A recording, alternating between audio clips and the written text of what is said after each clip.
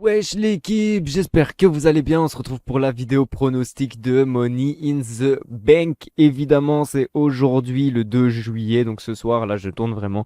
Je vous ai déjà dit, moi, j'attends à chaque fois d'avoir tout pour pouvoir faire une vidéo pronostic. Donc, j'attends évidemment le vendredi que SmackDown passe. Voilà pourquoi je tourne toujours le jour même. Ça, dinguerie, je suis toujours à la bourre. C'est toujours comme ça. Bref, ça commence du coup à 2 heures du mat chez nous. Enfin, dimanche du coup 2 heures du mat. Chez nous, donc France, Belgique, etc. Sinon, c'est à 20 heures et on a le kick-off qui commence à 1 heure. Voilà, ça se trouve à Las Vegas. C'est pour ça qu'il y a tout ce délire argent, etc. Tu connais. Bref, on va commencer directement. On va pas perdre de temps sur tout ça. On va passer par le premier match. Évidemment, c'est pas dans le bon ordre. Je rank plus ou moins en fonction de la hype du match. Donc évidemment, on va commencer avec le match le moins hypé. Le Raw Women's Champions, Bianca Belair contre Carmella. Ça n'a aucun sens, tout le monde s'en bat un peu les couilles de ce match, puisque de base, c'était censé être déjà Rhea Ripley. Rhea Ripley qui, bon, ok, on aurait pu potentiellement penser que ça allait être intéressant avec le Judgment Day, etc. Avec la perte de Edge et l'arrivée de Finn Balor dans le Judgment Day, c'était sûr que ça allait mener à leur perte et que le Judgment Day allait nous faire une rétribution, tout simplement.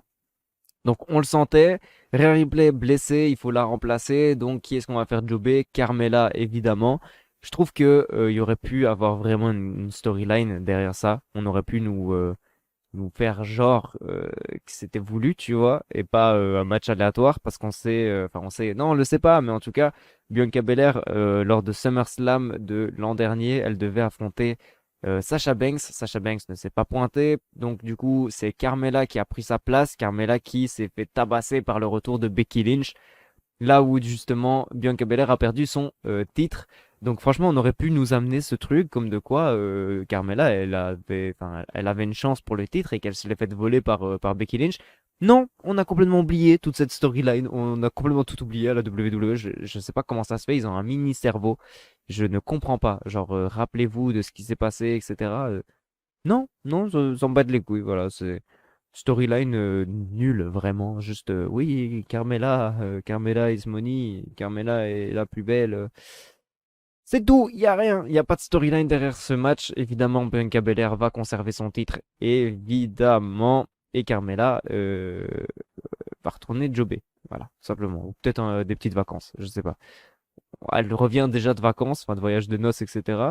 Donc je sais pas, elle va repartir peut-être. Je sais pas ce qu'elle va faire, Carmela, mais c'est fini. Voilà, faut refaire la queue. Faut attendre, évidemment. On passe du coup au deuxième match. Deuxième match que j'ai mis, c'est Austin Theory contre Bobby Lashley. Ça, ce match, mes frères, tout le monde s'en bat un peu les couilles. Et le problème, c'est que pour moi, genre, il n'y a aucun moyen que Austin Theory arrive à battre Bobby Lashley. Le problème, c'est que le théorème ne fonctionne plus. Normalement, la personne qui gagne tous les matchs lors des weekly, bah, il est censé perdre normalement en pay-per-view. Mais là, Bobby Lashley, il a tout gagné et donc et je le vois pas perdre. Je sais pas comment ça se fait, mais je le vois pas perdre. Soit il perd, mais d'une façon où c'est pas logique, tu vois. Soit il gagne le titre. Donc moi, je vais miser quand même sur le fait que Bobby Lashley gagne le titre. Il remporte le titre des US pour le perdre, je ne sais pas comment ni où.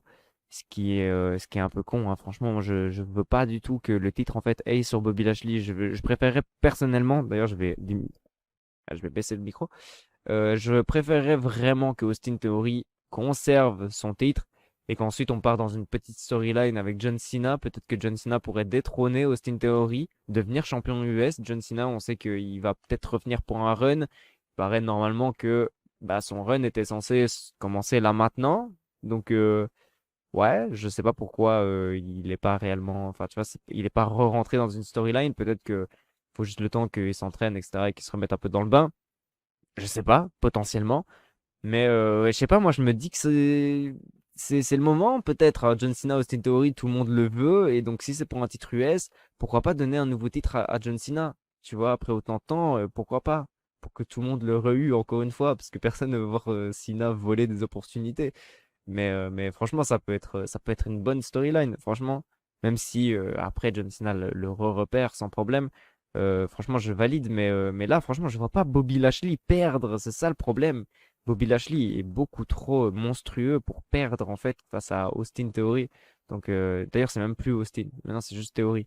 Donc, ouais, je sais pas. Je vais quand même miser sur une victoire de Bobby Lashley. Et j'espère que je vais me tromper et qu'Austin va conserver.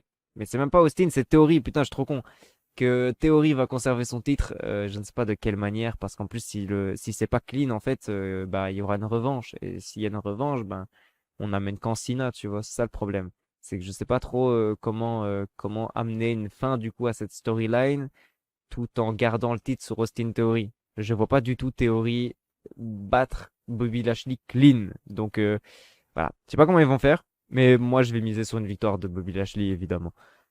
Bref, troisième match, évidemment, le match à la storyline, frérot. Même moi, j'avais oublié que ce match existait. Je me suis dit, ah tiens, d'ailleurs, pas de défense de titre Women's SmackDown. Je me suis dit, ah.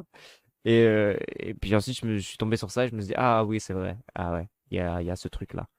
Bon, bah, victoire de Ronda Rousey, on va pas trop discuter. Storyline, elle est pétée encore une fois. C'est dommage, vraiment.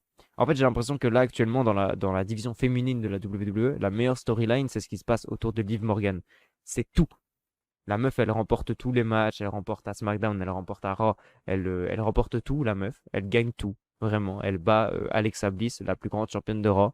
Non, c'est faux, elle a été détrônée par Becky Lynch. Mais bon, quand même, tu vois, c'est quand même une bonne championne. Elle l'a battue, elle est trop forte en fait, Liv Morgan pour le moment.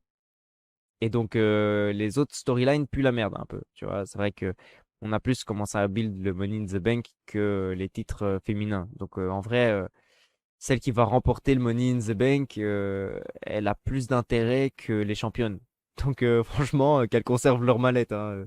Je sais pas qui va gagner, on va voir plus tard, mais franchement qu'elle conserve la mallette parce que la mallette est plus prestigieuse que les titres actuels. Donc voilà, je sais pas trop, mais bon, on verra. Bref, victoire de Ronda Rousey sur ce match-là, personne ne se pose la question. Quatrième match, évidemment, encore un match où personne ne se pose la question, la Bloodline contre les Street Profits. Et évidemment, la Bloodline va conserver les titres. On ne peut pas faire perdre les titres à la Bloodline s'il n'y a pas Roman Reigns. Il faut qu'il y ait quelque chose, que ce soit même un segment, d'avoir Roman Reigns qui n'est pas content du fait que la Bloodline ait perdu les titres. Mais s'il n'est pas là, évidemment qu'on va pas faire perdre les titres du coup à la Bloodline. La Bloodline va conserver évidemment les Usos. Reste champion des deux brands, évidemment. Toujours intéressant, toujours... ah, ah, les pauvres Street Profits, mais bon. Victoire des Usos. Cinquième match et on rentre du coup dans le Money in the Bank et c'est à ce moment-là où ça va être plus compliqué. Évidemment, là pour le moment, les matchs, on est vite passé dessus parce que bah, il n'y a pas trop d'enjeux. Là, par contre, il y a de l'enjeu. Là, c'est un peu plus compliqué. Tout est misé sur les Money in the Bank. Donc voilà, c'est à ce moment-là qu'on va commencer à discuter un petit peu. Qu'est-ce qui se passe dans ce Money in the Bank? C'est très compliqué.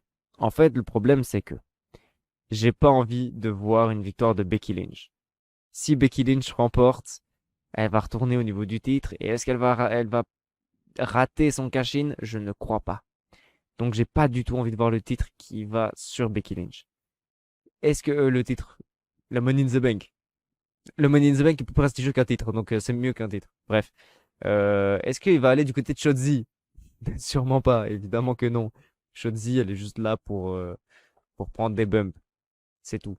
Voilà, comme le dit tout le monde, elle est là pour faire des sauts du haut de l'échelle et de se faire éclater la gueule. Voilà, elle est là pour ça, Shotzi. Asuka, Asuka, bah, elle est toujours en rivalité avec Becky Lynch et c'est toujours pas terminé cette rivalité. Donc voilà, pour moi, Becky Lynch Asuka, ça recommence dès après Money in the Bank et ça continuera évidemment pendant un petit temps, peut-être SummerSlam, pourquoi pas avoir une grosse confrontation entre les deux. Mais évidemment, je ne la vois pas remporter quoi que ce soit. Est-ce que Lacey Evans pourrait remporter la mallette? Je n'y crois pas non plus, évidemment. Lacey Evans, elle est build comme jamais pour rien. Ça n'a pas de sens. Donc évidemment qu'elle va pas du tout remporter le Money in the Bank. Ça serait étonnant en fait de l'avoir remporté la mallette. Donc ouais, c'est un peu compliqué. Est-ce que ça va être Alexa Bliss? Pour moi, Alexa Bliss et Liv Morgan n'ont absolument aucune chance. Mais absolument aucune chance de remporter le Money in the Bank. Parce qu'en fait, pour moi, ces deux-là, ils vont aller chercher les titres par équipe juste après, en fait. Ils vont du coup se mettre en équipe et aller chercher les Women's Tag Team Champions qui sont toujours vacants depuis des semaines et des semaines et on cherche personne pour de toute façon reprendre les titres. Hein. On cherche personne, on s'en fout. La WWE, les titres tag team féminins, ils s'en battent complètement les couilles. Rien à foutre. Bah les couilles. Donc ouais, pour moi, Liv Morgan et Alexa Bliss, ça va évidemment team et partir pour la conquête des Women's Tag Team Champions.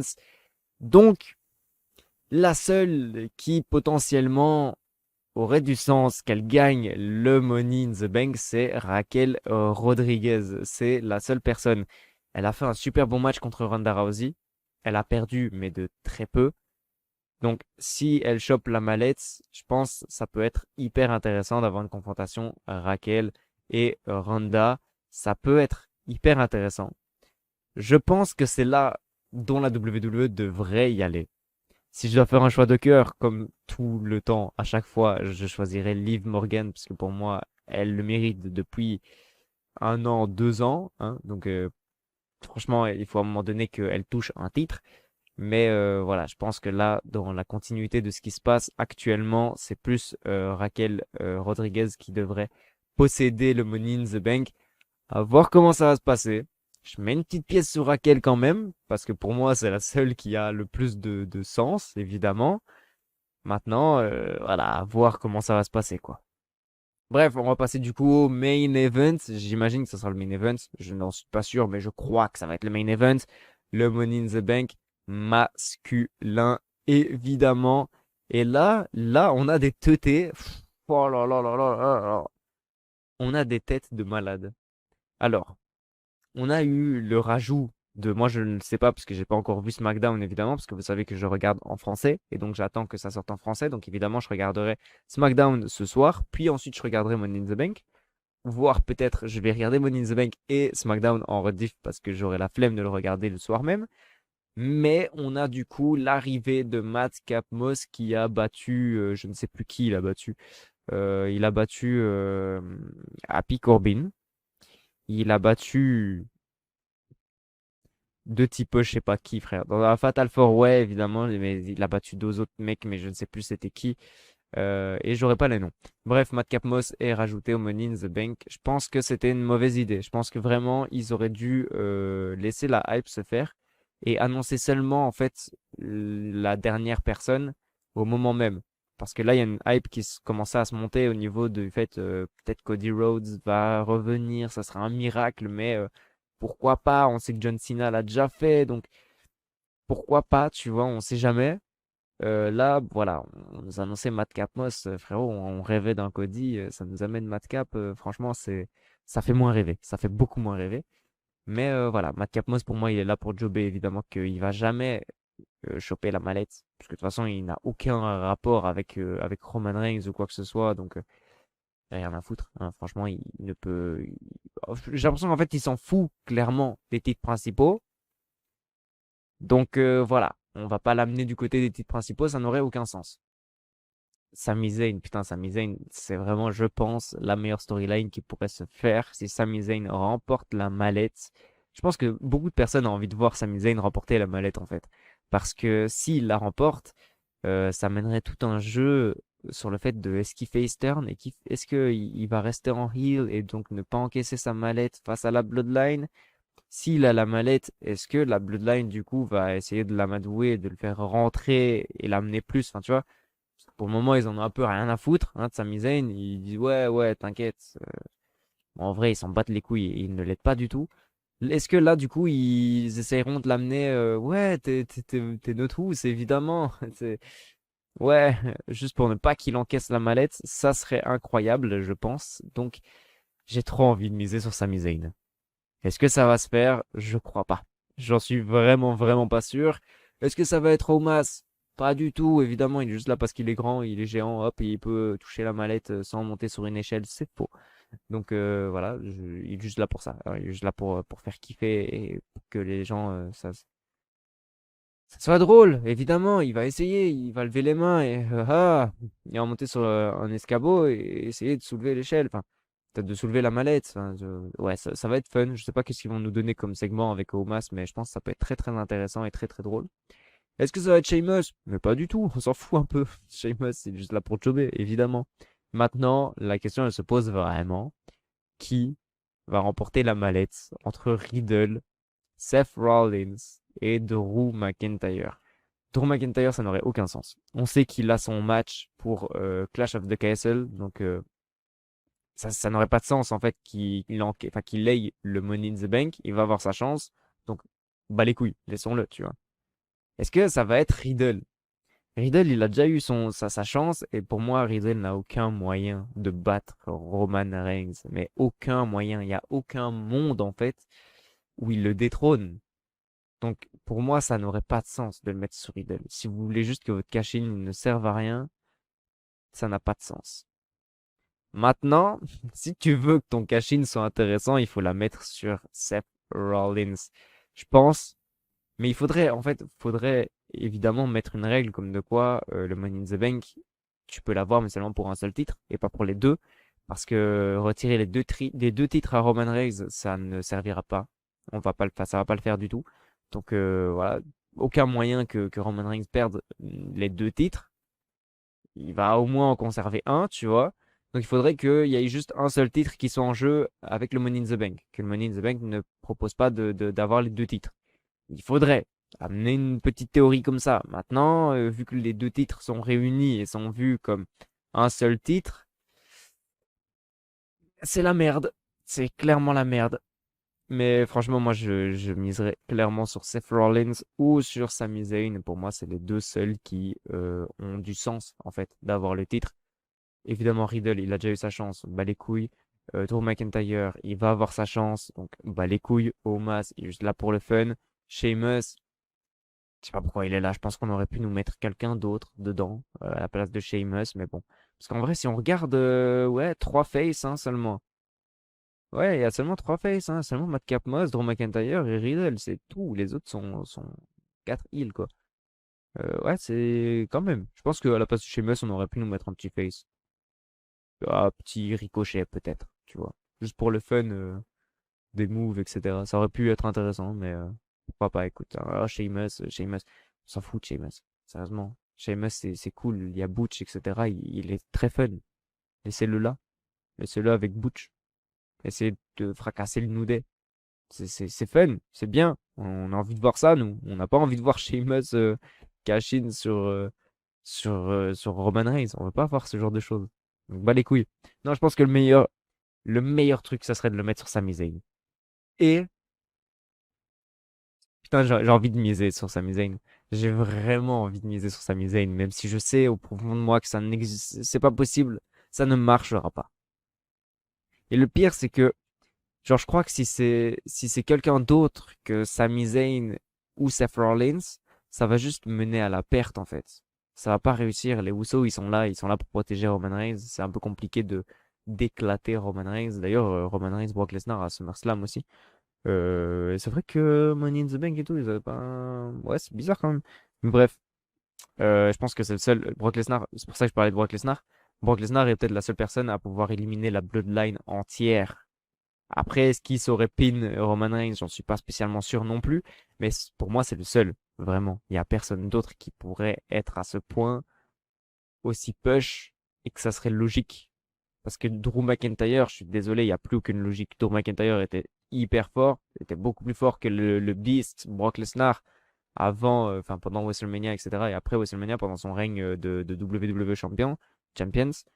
J'ai eu un mix entre le français et l'anglais, ça casse les couilles. Mais sinon, il n'est plus légitime maintenant. Donc, Drew McIntyre, pour moi, il n'y a aucun moyen qu'il batte la Bloodline entière. Et Sheamus, avec son entourage, il va pas battre la Bloodline non plus, hein. Donc voilà, pour moi, il n'y a aucune personne à part Seth Rollins ou Sami Zayn qui pourrait être intéressant avec le Money in the Bank parce que les autres, les gars, il y a le Uso, il y a tout l'entourage, c'est mort. Il n'y a aucun moyen qu'ils prennent le titre. Donc bref, on va voir comment ça va se passer. Je mets une petite pièce sur Sami Zayn. j'ai quand même fortement envie de voir Sami Zayn parce que pour moi, c'est la seule storyline en fait qui existe actuellement autour du Money in the Bank. Donc, je vais partir sur Sami Zayn. Voilà, je prends un risque de malade, mais je vais partir sur Sami Zayn, bas les couilles. Bref, c'est la fin du coup du pronostic de Money in the Bank. Un show pas très intéressant techniquement, niveau carte, etc. Niveau storyline non plus, pas ouf. Donc voilà, je pense que ça va quand même nous donner des bons gros matchs. Évidemment, quand tu vois que Liv Morgan et Alexa Bliss, elles font des matchs de malades ces derniers temps. Je suis sûr que le Money in the Bank féminin, il va être incroyable. Il va y avoir des trucs de fou. Surtout que voilà, t'as Becky Lynch dedans, t'as Asuka dedans, donc vraiment, et Raquel, elle fait du très très bon catch pour le moment. Donc franchement, je me soucie pas de la carte, enfin, je me soucie pas du match. Je sais que je vais prendre du bon temps, mais le problème, c'est les storylines, les gars, raconter des putains d'histoires. Ça ne sert à rien d'être aléatoire comme ça. On sait que les gens, ils sont juste là pour jobber, donc il n'y a aucun moyen qui remporte, quoi.